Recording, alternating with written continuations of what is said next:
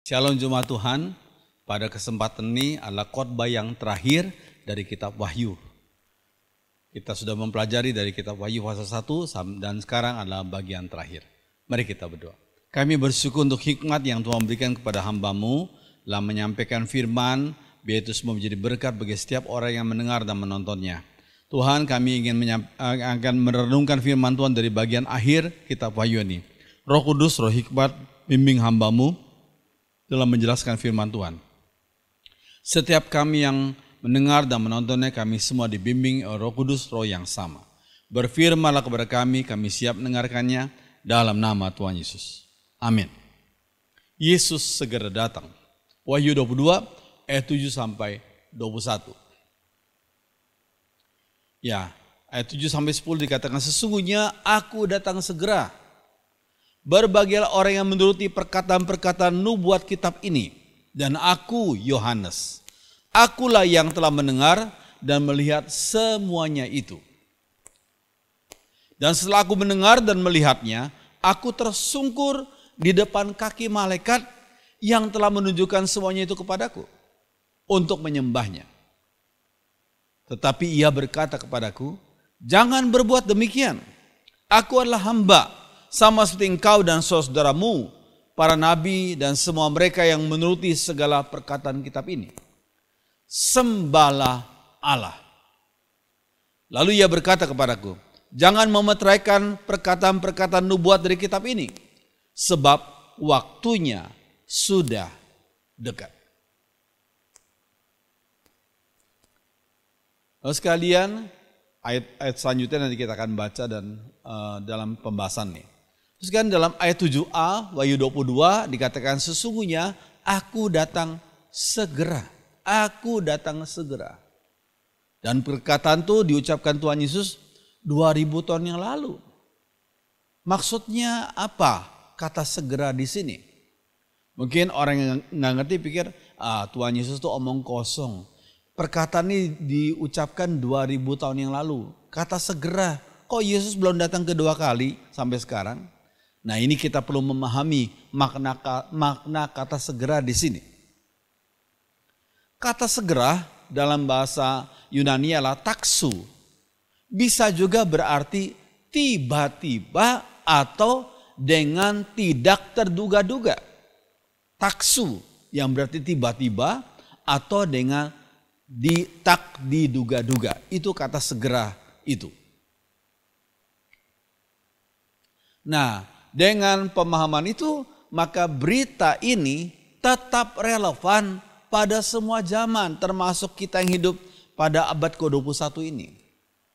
Ya, karena kata taksu itu mempunyai arti tiba-tiba atau tidak terduga-duga. Setiap umat Tuhan harus hidup setiap hari dengan kesadaran Tuhan bisa datang kedua kali kapan saja. Anytime, kapan saja. Tuhan bisa datang kedua kali kapan saja. Kita sebagai umat Tuhan yang setia mengiring Dia harus mempunyai kesadaran seperti ini. Tuhan bisa datang ke dunia untuk kedua kalinya kapan saja. Nah, ayat 7b dikatakan, berbahagialah orang yang menuruti perkataan-perkataan nubuat kitab ini. Berbahagialah. Ya, bukan cilakalah. Tapi berbahagialah orang yang menuruti perkataan-perkataan nubuat kitab ini. Nah, ayat ini bisa dikenakan terhadap semua kitab dalam Alkitab. Bukan hanya kitab Wahyu, tapi ayat ini juga ditujukan khususnya bagi kitab Wahyu. Ya, berbahagialah orang yang menuruti perkataan-perkataan nubuat kitab ini. Semua kitab dalam Alkitab, tapi khususnya adalah kitab Wahyu. Bandingkan Mazmur 1 ayat 1 dan 2. Berbahagialah orang yang tidak berjalan menurut nasihat orang fasik, yang tidak berdiri di jalan orang berdosa, dan yang tidak duduk dalam kumpulan pencemooh, tetapi yang kesukaannya adalah Taurat Tuhan. Dan yang merenungkan Taurat itu siang dan malam. Ya, jadi kata berbahagialah orang yang menuruti perkataan nubuat dalam kitab ini itu bisa diartikan berkaitan dengan semua kitab dalam Alkitab. Dan khususnya adalah kitab Wahyu.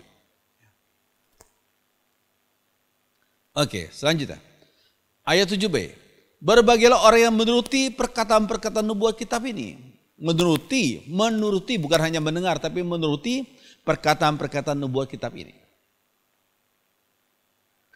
Tugas umat Tuhan adalah menaati firman-Nya. Bukan hanya mendengar, bukan hanya jago berdebat, tapi setiap anak Tuhan wajib menaati firman-Nya. Pasal 22 ayat 8 dikatakan, dan aku Yohanes, akulah yang telah mendengar dan melihat semuanya itu. Wahyu itu ya. Dan setelah aku mendengar dan melihatnya, aku tersungkur di depan kaki malaikat yang telah menunjukkan semuanya itu kepadaku untuk menyembahnya. Jadi Yohanes secara kemanusiaan, dia baru saja melihat hal-hal yang luar biasa yang dinyatakan oleh malaikat itu. Dan secara inisiatifnya sendiri, ya, dia tersungkur menyembah malaikat itu. Lalu apa yang terjadi kemudian? Ya, ada kebiasaan sebagian orang menyembah para malaikat atau menyembah para hamba Tuhan yang dianggap hebat. Wah, kalau orang manusia bertemu dengan malaikat Tuhan, wah hebat. Atau bertemu dengan hamba-hamba Tuhan, pendeta yang hebat-hebat, oh cenderungnya orang itu mau menyembah. Namun firman Tuhan berkata, jangan lakukan itu.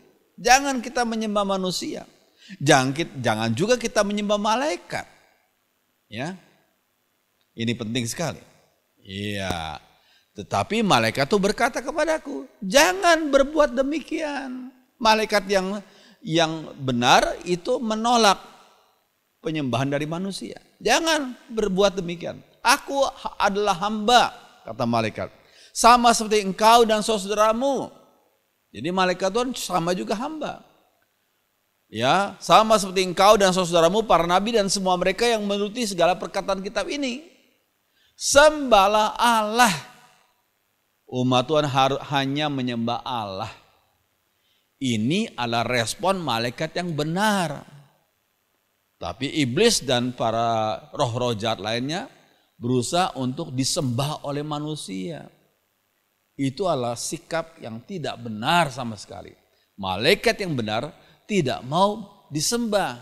Malaikat yang benar berkata, sembahlah Allah. Allah Tritunggal. Allah Bapa, Anak dan Roh Kudus. Ya. Oke. Ini kalau kita bandingkan dengan Yosua 5 ayat 13 dan 14. Ketika Yosua dekat Yeriko, ia melayangkan pandangnya.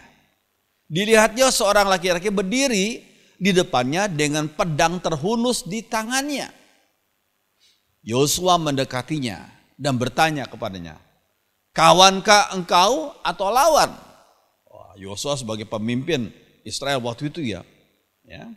Lalu apa jawab malaikat itu? Jawabnya, bukan, tetapi akulah panglima bala tentara Tuhan. Panglima bala tentara Tuhan. Lalu sujudlah Yosua dengan mukanya ke tanah.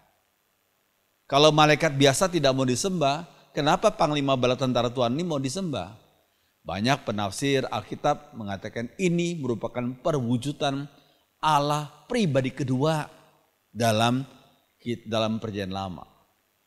Ya, Allah pribadi kedua yang Allah Sang Firman yang menjadi manusia yang kemudian menjelma dalam diri Yesus pada perjanjian baru.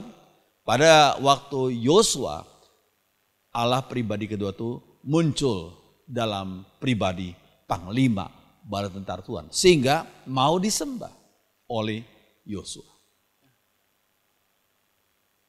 Oke. Nah, ada sebagian orang yang menyembah malaikat.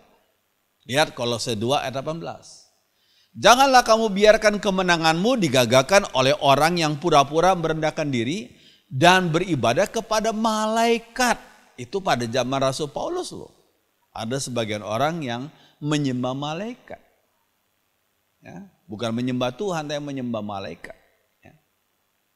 Tapi malaikat yang benar tidak mau disembah. Kalau ada malaikat yang katanya malaikat mau disembah, itu berarti malaikat jadi-jadian itu. Mungkin itu adalah roh-roh jahat atau iblis itu.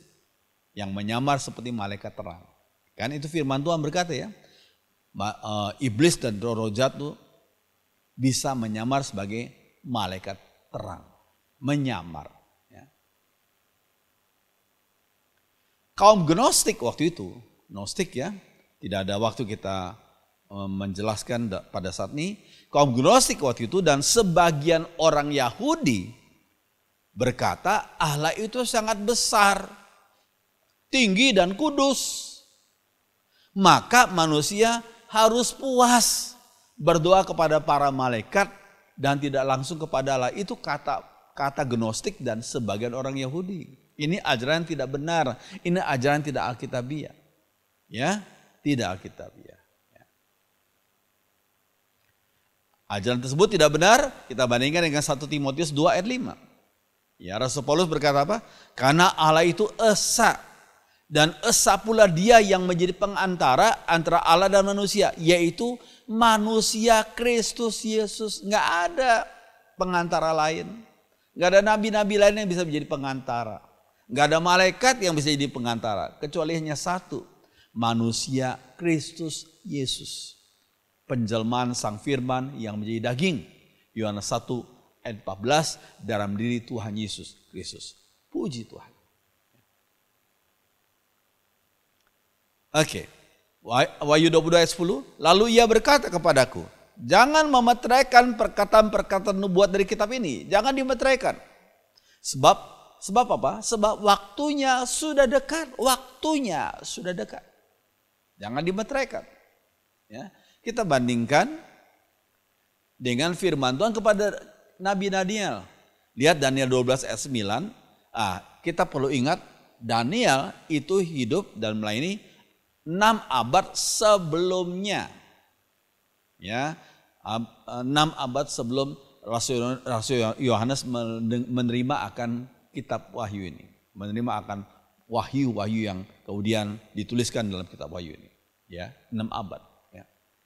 Lalu Daniel 12 ayat 9 dikatakan apa? Tapi ia menjawab, pergilah Daniel, sebab firman ini akan tinggal tersembunyi dan termeterai sampai akhir zaman. Jadi sekali lagi Daniel hidup 6 abad sebelumnya.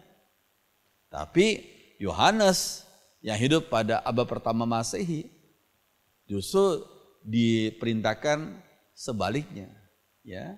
Karena kalau kita mempelajari firman Tuhan, sebenarnya istilah akhir zaman itu sudah dimulai sejak sang firman menjadi daging, yaitu abad pertama Masehi.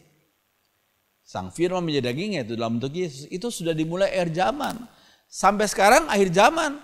Cuma sekarang sudah sangat mendekati Yesus akan datang kedua kalinya. Sangat mendekati. Ya. Iya. Jadi pertanyaannya kapan akhir zaman itu? Ya.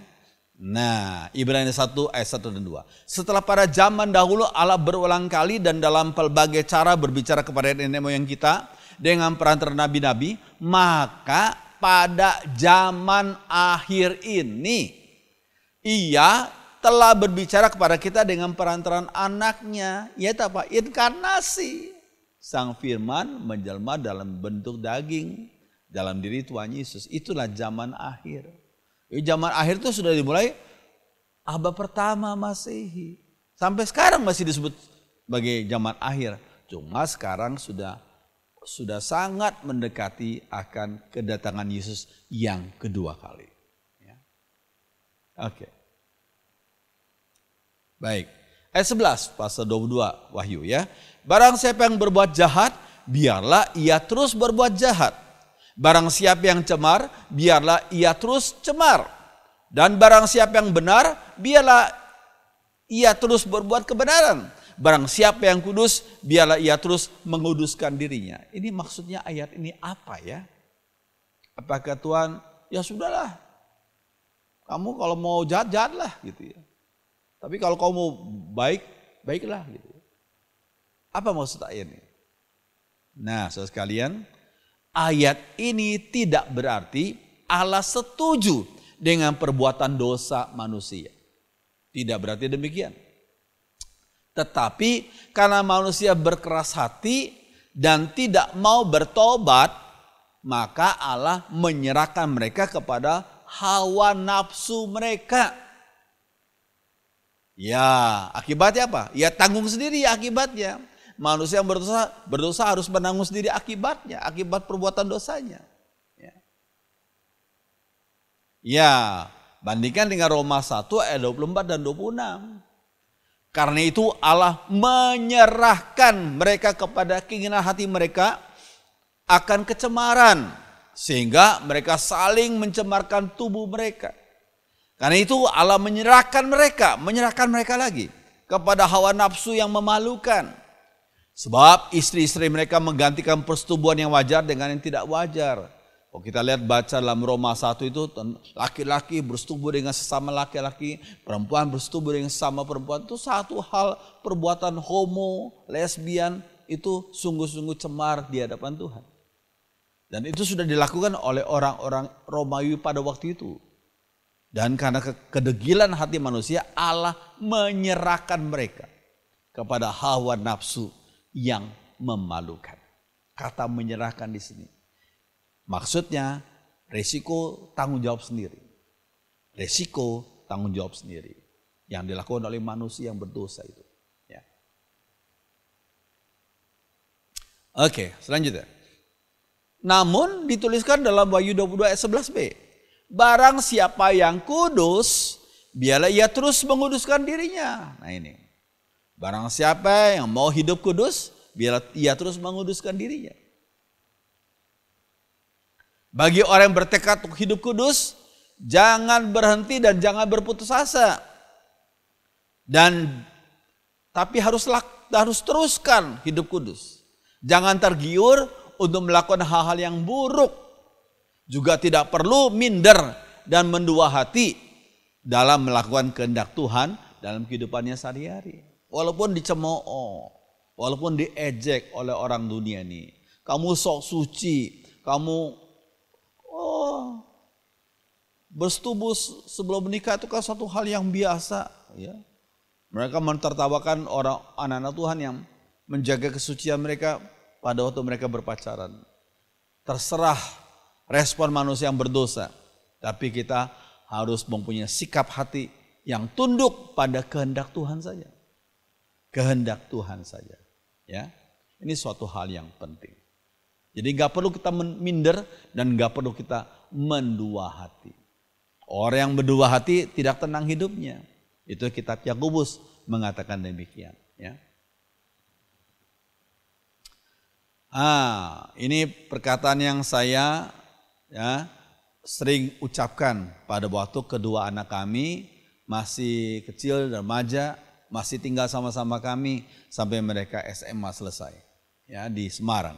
Ya, saya katakan berapa kali kepada mereka, kalian tuh harus rajin belajar, baik dan jujur. Dalam ujian jujur, jangan nyontek. Ya, belajar sungguh-sungguh. Ya. Lalu kalau kalian melakukan hal itu untuk siapa? Untuk siapa kalian baik dan jujur dan rajin belajar? Bukan untuk papa mama, saya bilang. Papa mama sebentar lagi akan lanjut usia, sebentar lagi akan dipanggil Tuhan. Kalau kalian baik dan jujur, rajin, untuk siapa? Ya untuk kalian. Untuk hidup kalian ke depan. Dan untuk, kalau kalian satu kali menikah, ya untuk anak-anak kalian. Ya. Dan jangan lupa untuk kemuliaan nama Tuhan. Itu penting sekali. Ya, kita sebagai orang tua hidup hanya singkat. Ya, saya sendiri sudah menuju umur 61. Ya. Ya sudah, kita ajarkan anak-anak kita untuk hidup baik di hadapan Tuhan. Dan kalau mereka baik, mereka akan bekerja dengan baik, mereka akan berkeluarga dengan baik. Itu semua adalah untuk kemuliaan nama Tuhan dan menjadi berkat bagi anak-anak mereka juga, keturunan mereka juga. Puji Tuhan. Ya, kalau kita mendengar bos-bos itu kalau cari karyawan, Pasti mereka cari karyawan yang rajin, yang jujur, yang setia dan bisa dipercaya. Walaupun mungkin sebagian bos suka bohong, suka bersikap tidak jujur, tapi kalau mereka cari karyawan, mereka cari yang jujur, yang rajin, yang setia dan bisa dipercaya. Ya. Jadi kalau kalian mau jadi orang yang bisa dipercaya dan dicari dan jadilah orang yang rajin, yang jujur dan setia dan bisa dipercaya oleh pimpinan kalian. Puji Tuhan. Oke, selanjutnya.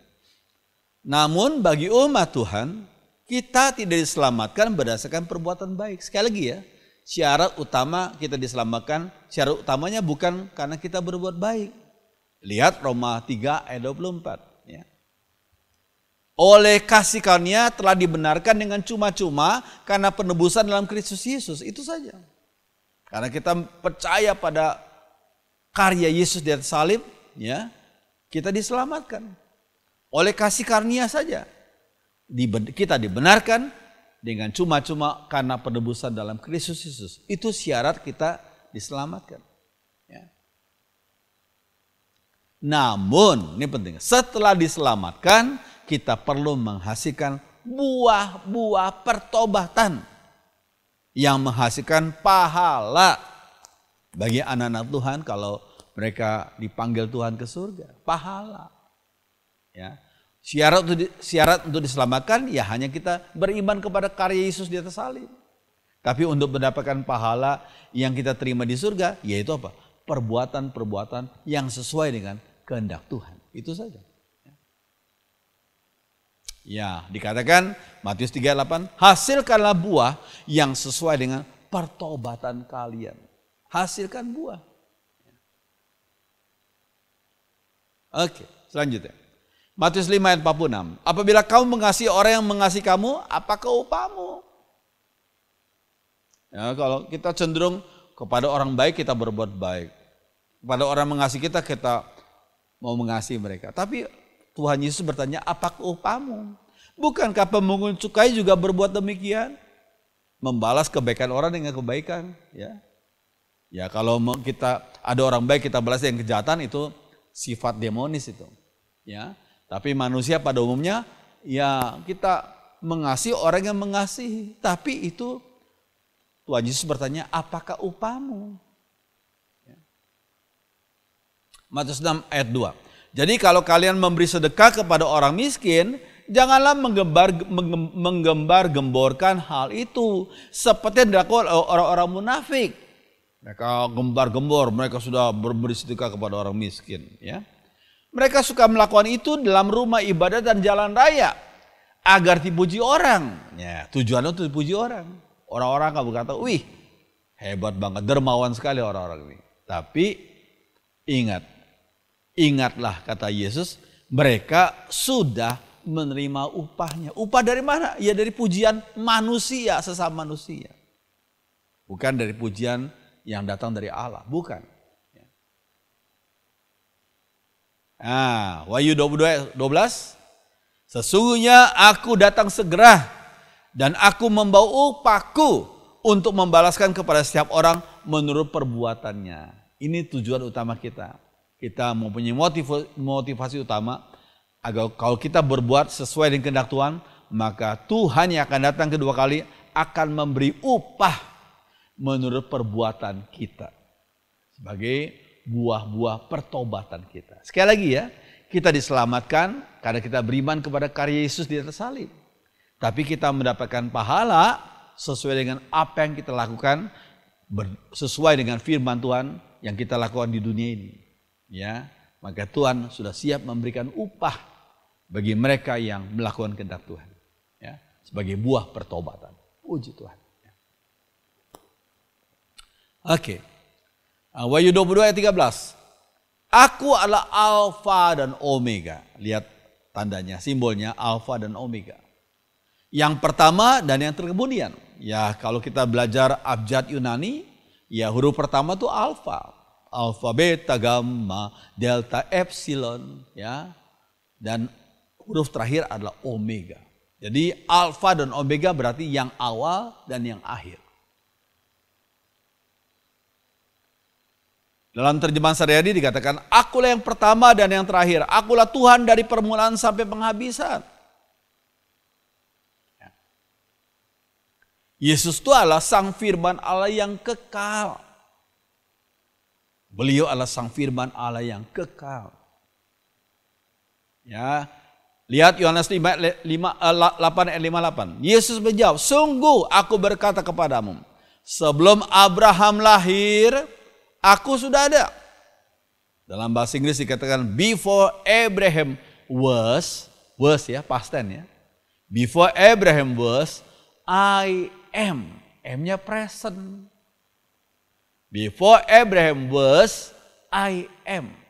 Diterjemahkan dalam bahasa Indonesia, sebelum Abraham lahir, aku sudah ada. Itu kata Tuhan Yesus. Mana ada seorang manusia lain yang berani omong begitu, meskipun nabi, ya, nggak ada, hanya Yesus. Ya, before Abraham was, I am. Yesus adalah the great I am yang besar itu. Ya, lihat Keluaran 3 ayat 14. Ketika Musa bertanya, apakah namamu? Tuhan menjawab, firman Allah kepada Musa, aku adalah aku. Dalam bahasa Inggris diterjemahkan dengan I am that I am. I am that I am. Diterjemahkan aku adalah aku. Ini kalau mau diperdalam, bisa saja. Cuma nggak ada waktu, ya. Oke. Ayat 15. Tetapi anjing-anjing dan tukang-tukang sihir, orang-orang sundal, orang-orang pembunuh, penyembah-penyembah berhala, dan setiap orang yang mencintai dosa dan yang melakukannya tinggal di luar. Ada kata anjing-anjing di situ. Siapa yang dimaksud dengan anjing-anjing di sini? Sekalian, tafsiran pertama, anjing-anjing di sini adalah orang-orang yang hidup dengan cara yang kotor. Dengan cara yang kotor. Ya, kalau saudara memelihara anjing, saudara ngerti apa yang saya sampaikan. Ya, kalau anjing saudara baru saja dimandikan, ya, lalu dilepas gitu, maka anjing itu akan coba menggesek-gesekkan bulunya ke pasir, ke tanah.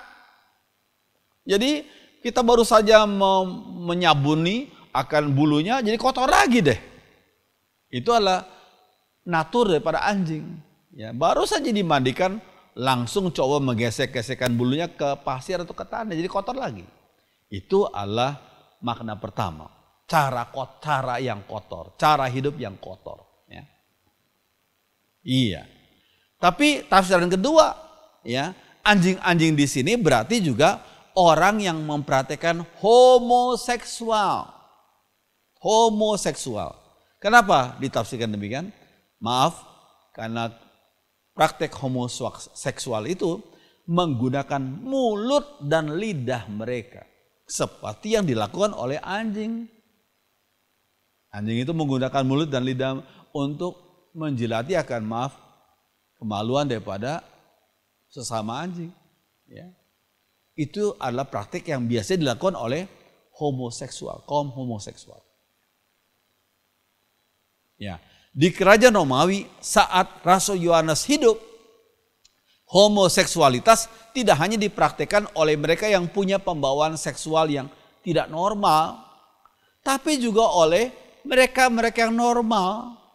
Iya, ini terjadi di kerajaan Romawi waktu lalu. Sudah punya istri, tapi juga mereka punya kebiasaan yang buruk, kayak apa? Mempraktikkan homoseksualitas juga. Nah, ini siapa ini? Ini ada Kaisar Nero yang moralnya sangat merosot, melakukan dua cara seks. Cara pertama seks dengan perempuan, tapi cara kedua adalah seks dengan sesama pria. Ini sejarah, sifatnya historikal ini. Nero yang jahat itu. Ya. Pada waktu itu katanya ada di kuil-kuil Ada kuil-kuil di mana homoseksualitas dipraktekkan. Makanya disebut sebagai anjing-anjing di sini. Itu makna kedua. Ya. Oke. Bandingkan Ulangan 23:18. Janganlah kau bawa upah sundal atau uang semburit ke dalam rumah Tuhan. Ada kata uang semburit di situ. Dalam rumah Tuhan Allahmu untuk menepati salah satu dasar. Sebab keduanya adalah kekejian bagi Tuhan Allahmu. Apa itu uang semburit di situ? Nah, dalam King James Version dikatakan, thou shalt not bring the hire of a whore, jangan membawa upah daripada seorang pelacur, or the price of a dog, upah anjing. Maksudnya apa? Ya praktek homoseksualitas itu. Itu dalam King James Version. Ya. Namun Tuhan Yesus mau memberi keselamatan bagi mereka yang mau bertobat. Bertobat artinya percaya dan bertekad untuk bersikap hidup yang berbalik kepada hal-hal yang sesuai dengan kehendak Tuhan. Perbuatan dosa harus ditinggalkan oleh orang-orang yang bertobat itu. Ya. Lukas 19 ayat 10. Kata Yesus, sebab anak manusia Tuhan Yesus datang untuk mencari dan menyelamatkan yang hilang. Konteksnya apa?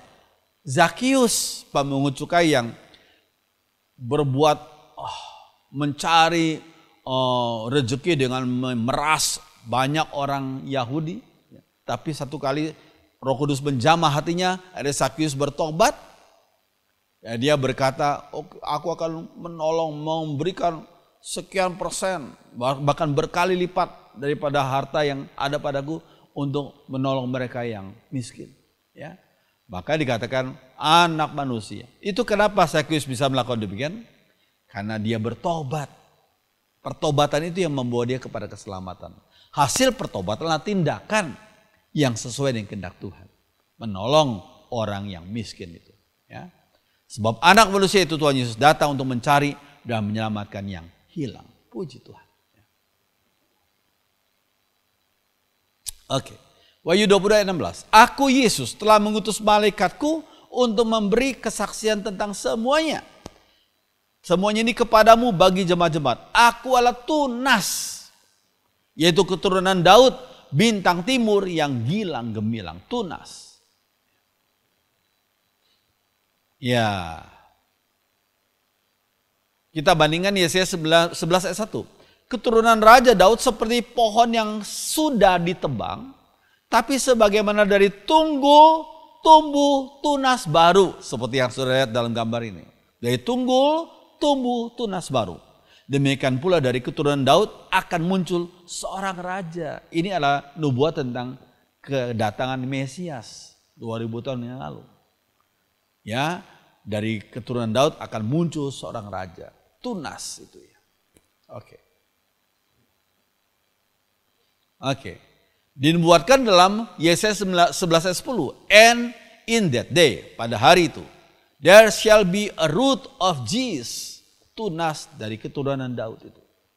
Dari keturunan Daud punya orang tua ya. Jesse, Isai ya.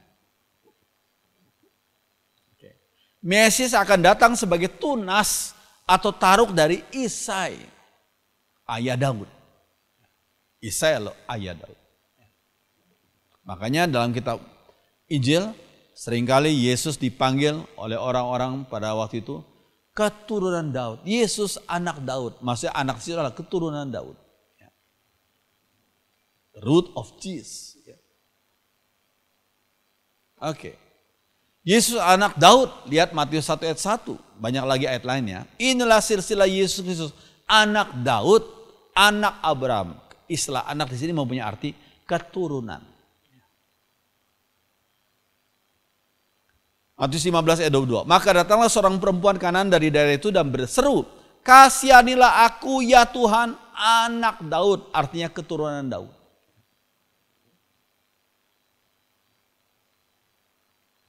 Matius 21 ayat 9. Dan orang banyak yang berjalan di depan Yesus dan yang mengikutinya dari belakang berseru, katanya, Hosana bagi anak Daud. Itu kepada Yesus ya. Anak Daud. Oke.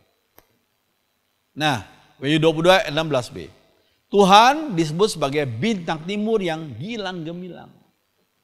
I am the bright morning star. Ya. Nah, kalau sudah perhatikan di langit menjelang pagi ya, ada satu bintang yang terang benderang. Itu disebut sebagai bintang timur yang gilang gemilang, the bright morning star. Ya. Nah, Lucifer itu pernah dipanggil dengan gelar yang sama, pernah. Lihat misalnya Yesaya 14 ayat 12. How art thou fallen from heaven, O Lucifer, son of the bright morning. Ini dari King James Version. Lucifer sebelum jatuh dalam dosa pernah disebut sebagai the bright morning star, son of the morning. Ya. Namun Lucifer dicampakkan ke bumi karena sombong, karena mau mengatasi Allah, sang pencipta. Ya. Akhirnya dicampakkan ke bumi dan menjadi iblis karena mau menyamai status sebagai Allah. Dia mau samai status sebagai Allah. Ya. Umat Tuhan, ini penting ya, umat Tuhan harus beretika seperti bintang-bintang di bumi. Beretikanya harus seperti bintang-bintang di bumi, tapi dengan status sebagai manusia biasa. Ya, statusnya sebagai manusia biasa. Bukan seperti Lucifer yang mau menyamai status sebagai Allah. Kita tidak akan jadi Allah. Status kita sebagai manusia biasa kok. Yang ditebus oleh darah Yesus. Tapi kita beretika seperti bintang-bintang di bumi. Ya, Filipi 2:15. Agar kamu tiada beraib dan tiada bernoda, sebagai anak-anak Allah yang tidak bercela di tengah-tengah angkatan yang bengkok hatinya dan yang sesat nih, sehingga kamu bercahaya di antara mereka seperti bintang-bintang di dunia. Bercahaya, berfungsi, ya, atau beretika. Oke, puji Tuhan. Ya. Ayat 17. Roh dan pengantin perempuan itu berkata, marilah. Dan barang siapa yang haus, hendaklah mengambil air kehidupan dengan cuma-cuma. Air kehidupan dengan cuma-cuma. Tubuh kita ini mengandung 50-60% air. Saya kutip dalam internet ya. Tubuh kita mengandung 50-60% air. Air itu sebagai senyawa pembentuk sel-sel. Air berperan dalam mengatur suhu tubuh. Sehingga sebagai pelarut zat-zat gizi, membantu pencernaan, transportasi zat gizi ke sel-sel, sebagai pelumas terhadap sendi-sendi, dan menjadi media pengeluaran zat sisa, yaitu dalam bentuk urin, air kencing. Itu fungsi air itu penting sekali. Fungsi air itu penting sekali bagi tubuh manusia. 70-80% katanya. Kebutuhan air itu tercukupi lewat minuman. 70-80% lewat minuman. Bagi orang dewasa dikatakan pria dianjurkan untuk minum 2 liter per hari. Jadi kalau saudara sebagai pria minumlah 2 liter per hari. Perempuan 1,75 liter per hari. Itu syarat untuk sehat. Ya. Kalau saudara minum kurang dari itu ya ditambah minumnya. Ya. Oke. Nah, tawaran tadi sangat relevan. Barang siapa yang haus, hendaklah mengambil air kehidupan dengan cuma-cuma, air kehidupan, living water, air kehidupan. Lihat Wahyu 22 ayat 17. Tuhan Yesus pernah memberi tawaran yang luar biasa. Apa itu? Yang tidak pernah dikatakan oleh manusia lain. Lihat Yohanes 7 ayat 37 sampai 38. Dan pada hari terakhir, itu pada puncak perayaan itu, Yesus berdiri dan berseru, barang siapa haus, baiklah ia datang kepadaku dan minum. Barang siapa percaya kepadaku, seperti yang dikatakan oleh kitab suci, dari dalam hatinya akan mengalir aliran-aliran air hidup. Aliran-aliran air hidup. Puji Tuhan. Puji Tuhan. Perkataan ini tidak pernah diucapkan oleh nabi-nabi lain dan rasul-rasul lain. Hanya Tuhan Yesus saja. Oke. Ayat 17. Mengambil air kehidupan dengan cuma-cuma. Bandingkan perkataan Tuhan Yesus kepada perempuan Samaria. Ya, dalam Yohanes 4 ya. Ayat 13 dan 14. Jawab Yesus kepada perempuan itu, barang siapa minum air ini, ia akan haus lagi. Tapi barang siapa minum air yang akan kuberikan kepadanya, ia tidak akan haus untuk selama-lamanya. Sebaliknya, air yang akan kuberikan kepadanya akan menjadi mata air dalam dirinya, yang terus-menerus memancar sampai kepada hidup yang kekal. Luar biasa perkataan ini. Tidak pernah diucapkan oleh orang lain, oleh nabi-nabi lain, oleh rasul-rasul lain. Hanya Yesus saja. Ya. Iya. Nah, setiap hari kita makan dan minum dengan membayar. Kita makan dan minum dengan bayar. Namun kita bernafas secara cuma-cuma, aneh ya. Makan dan minum bayar. Tapi nafas kok cuma-cuma. Kenapa ya?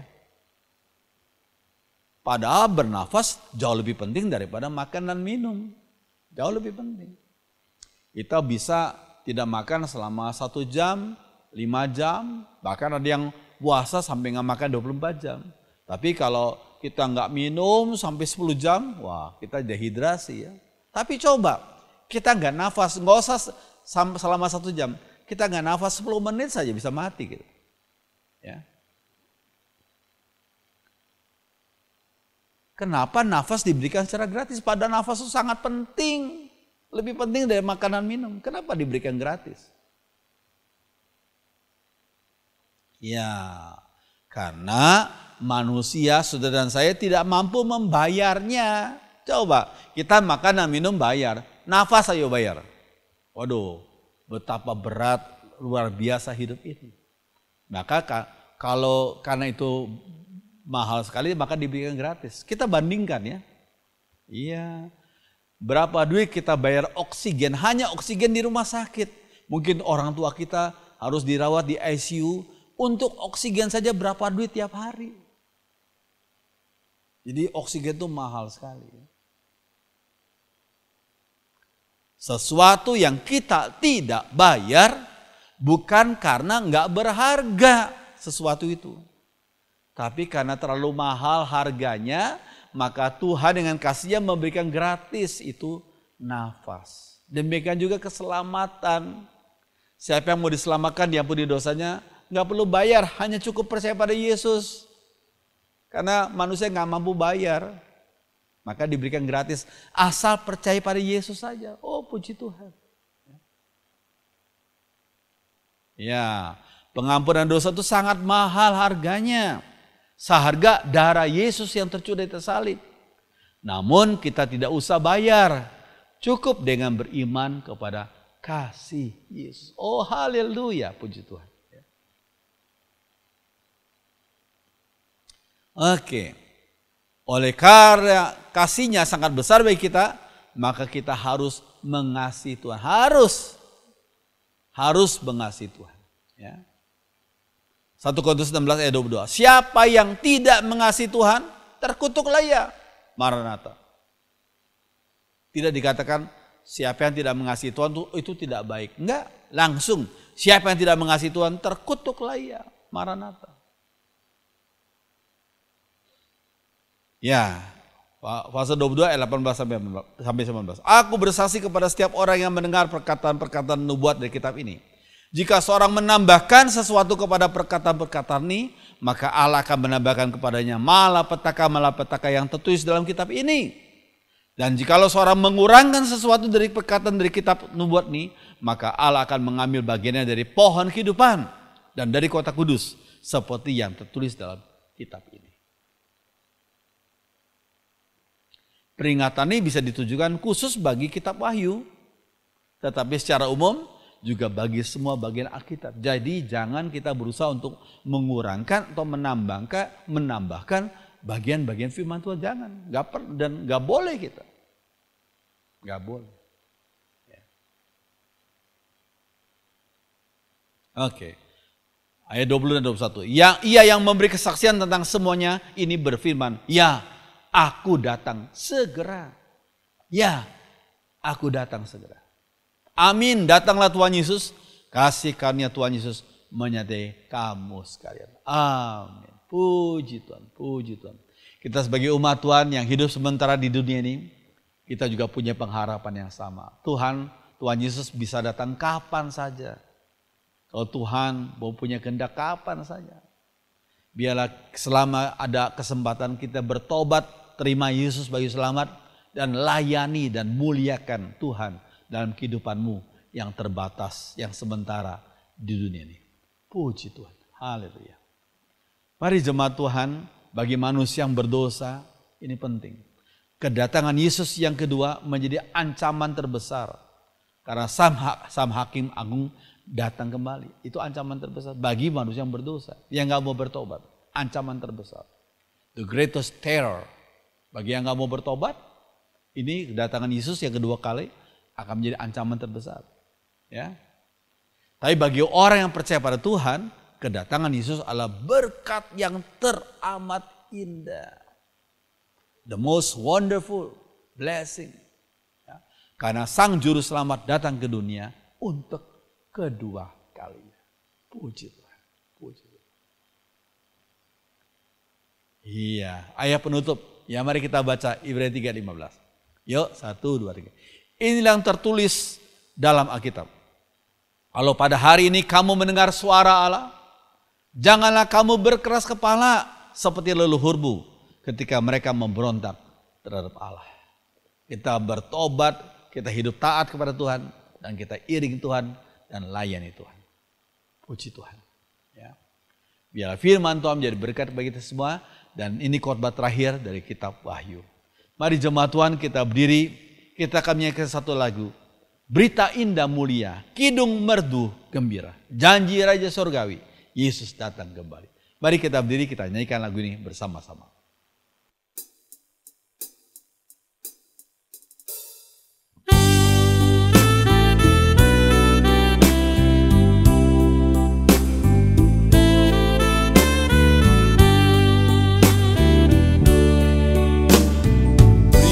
Indah mulia, kidung merdu gembira, janji Raja Surgawi, Yesus datang kembali.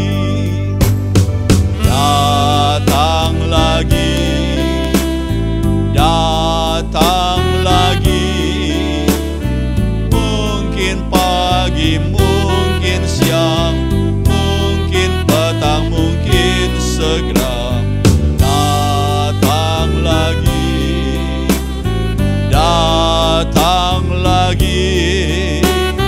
Oh alangkah indah dan mulia bila Yesus kembali.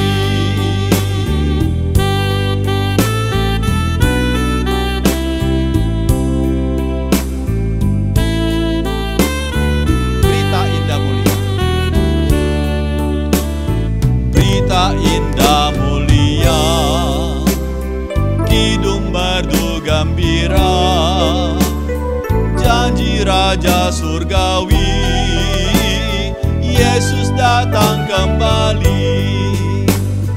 Datang lagi, datang lagi, mungkin pagi, mungkin siang, mungkin petang, mungkin segera datang lagi, datang lagi. Oh alangkah indah dan mulia bila Yesus kembali. Datang lagi, datang lagi, datang lagi.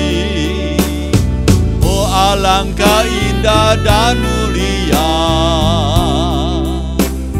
bila Yesus kembali.